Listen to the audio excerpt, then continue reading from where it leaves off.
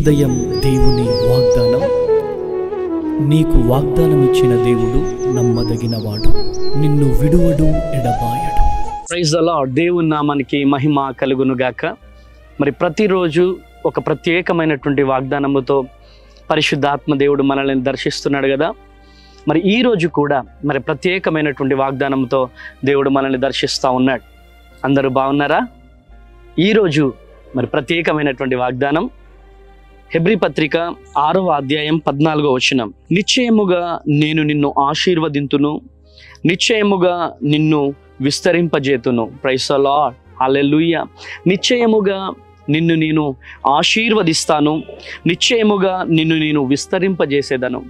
ఈరోజు నా జీవితం అయిపోయింది, నా బ్రతుకు అయిపోయింది, ఇంకెప్పుడు నా జీవితంలో నేను విజయం చూస్తాను, ఇంకెప్పుడు నా జీవితంలో గెలుపును చూస్తాను, ఎప్పటికీ ఓటమి ఓటమి ఓటమి. ఈరోజు ఓటమిలో ఉండి ఈ వాగ్దానం చూస్తున్నావా? నిందలతో ఉంటూ ఈ వాగ్దానం చూస్తున్నావా? కష్టాలతో కన్నీళ్లతో ఉంటూ ఈ వాగ్దానం చూస్తున్నావా? ఈరోజు దేవుడు నిన్ను దర్శిస్తున్నాడు. నిశ్చయముగా దేవుడు నిన్ను దీవిస్తాడంట, నిశ్చయముగా దేవుడు నిన్ను మెండైన దీవెనలతో నింపుతాడంట, అదేవిధంగా నిన్ను విస్తరింపజేస్తాడంట. ఈరోజు నువ్వు అక్కడే ఆగిపోవాలని ఆశతో ఉన్నావేమో, ఇక చాలు అనే. కానీ దేవుడు విస్తరింపజేస్తాడంట.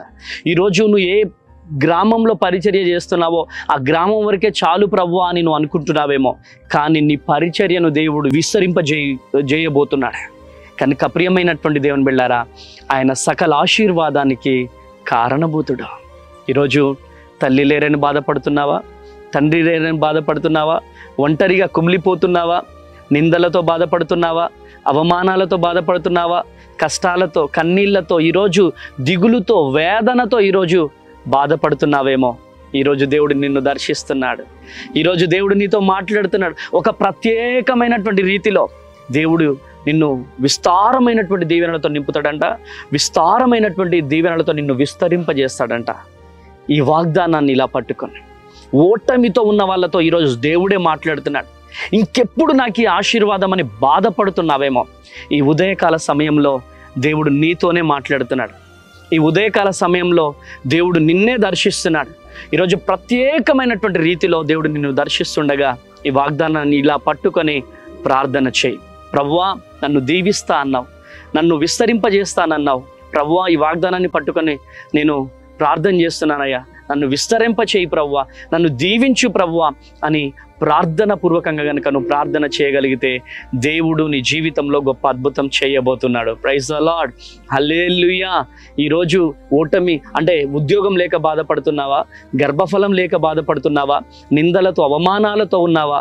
నువ్వు ఏ ప్రదేశంలోనైతే తలదించుకున్నావో, ఏ గ్రామంలోనైతే తలదించుకున్నావో ఆ గ్రామంలోనే దేవుడు నిన్ను ఆశీర్వదించబోతున్నాడు, ఆ గ్రామంలోనే దేవుడు నిన్ను విస్తరింపజేయబోతున్నాడు.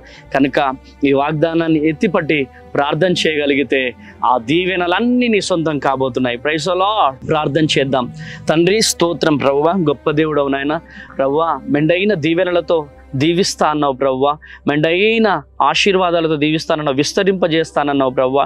ఈ వాగ్దానం వింటున్న ప్రతి ఒక్కరి జీవితంలో దీవెనలతో నింపబడుదురుగాక, కృప కలుగునుగాక, మునుపెన్నడూ చూడని దీవెనల ఆశీర్వాదాలతో నింపుతూ రమ్మని యేసు నామంలో ప్రార్థిస్తున్నాను తండ్రి.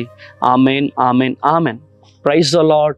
దేవుడు మిమ్మల్ని మీ కుటుంబాలను దీవించి ఆశీర్వదించును గాక.